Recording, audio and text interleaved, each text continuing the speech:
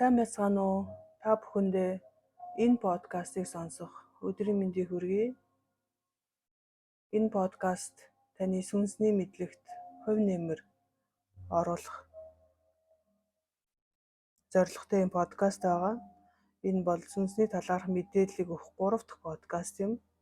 Энэний өмнө би 2 подкастыг оруулсан байгаа. Иймээс та тэр хоёрыг сонсоогүй бол подкаст 1, 2-ыг сонсцоход эргэж энэ подкастыг сонсоорой гэж би хүсэж байна. Ингээд өнөөдрийн подкастаа эхлэе. 3 дахь подкастаараа би таны өөрийн чинь сүнсний талаарх мэдээллийг танд өгөх гэж байна.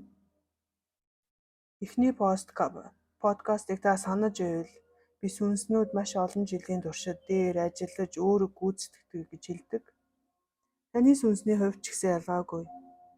Та маш олон жил ажил өөрийг гүйцэтгэж өчнөө олон жилийн дараа энэ орчинд дахин төрсөн байгаа. Ийм учраас яг одоо таны амьдралд хичнээн саад бэрхшээл тулгарсан ч гэсэн танд аливаа зүйл хэцүү санагдсан ч гэсэн та энэ амьдралдаа үргэлж талархаж явах хэрэгтэй. Яагаад гэвэл та маш их зүйлийг даван туулсан. Өчнөө олон жилийн дараа дахин энэ төрлийг олж авсан тийм гайхалтай сүнс юм.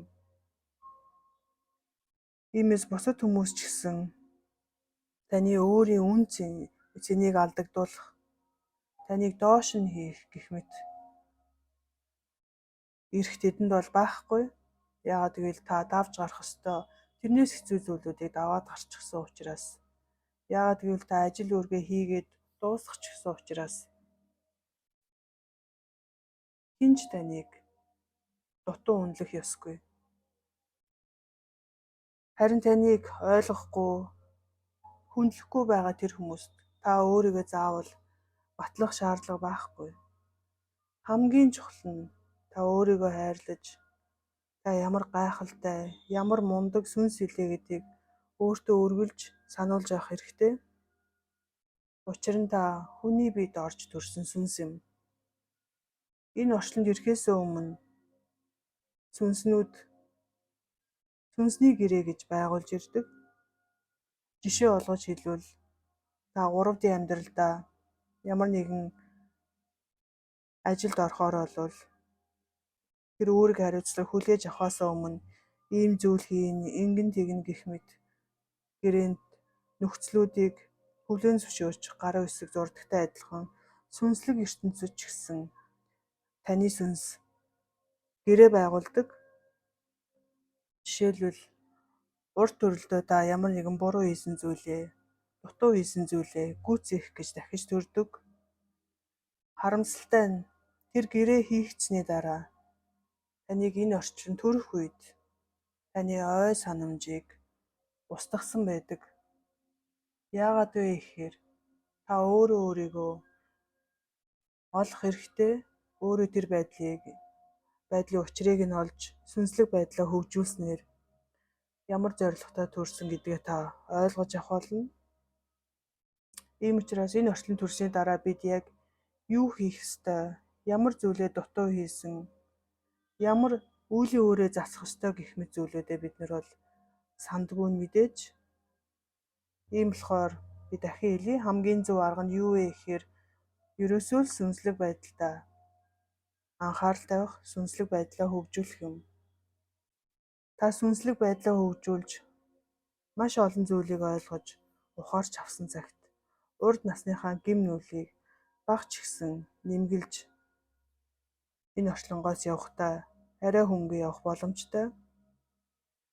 Одоо би танд таны сүнсний талаарх бас нэг сонирхолтой зүйлийг хэлье. Энэ орчинд төрөхөөс өмнө та буюу таны сүнс ямар гэр бүл төрхөө сонгосон байдаг. Сонирхолтой байгаа биз? Нэг үгээр хэлбэл та өөрийнхөө аав ээжийг сонгож төрсөн гэсэн үг юм. Би энэ хүнийд хүүхэд болж очноо гэж шийдэж ирнэ гэсэн үг. Ийм учраас та өөрийнхөө сонгосон амьдралдаа битгий харамсаж байгаарай. Өөрийнхөө хувь заяандаа битгий гомдож байгаарай. бүх зүйл учир утгатай. Сүнслэг ертөнцид учир утгагүй зүйл гэж нэг ч байхгүй. Та ямар нэгэн шалтгаанаар тэр айл төрсөн байгаа. Тэрнээс гадна таны өөрийн чинь сүнс бас энэ орчлонгоос явахдаа ямар өвхлөөр өвхөхээ бас сонгоцсон байдаг. Иймээс энэ бүхэн маш гүнзгий зүйл. Бүгдийг нь нэг подкастаар ингэж ярих боломжгүй. Ямар ч байсан та маш гайхалтай сүнс гэдгээ ерөөсөө мартаж болохгүй. Үргэлж талархаж явах хэрэгтэй. Ингээд би өнөөдрийнхөө подкастыг өндөрлөж байна. Дараагийн 4 дахь подкастаараа би танд маш сонирхолтой сүнсний тухай ярьж өгөх болно. Ингээд анхаарал тавьсанд баярлалаа.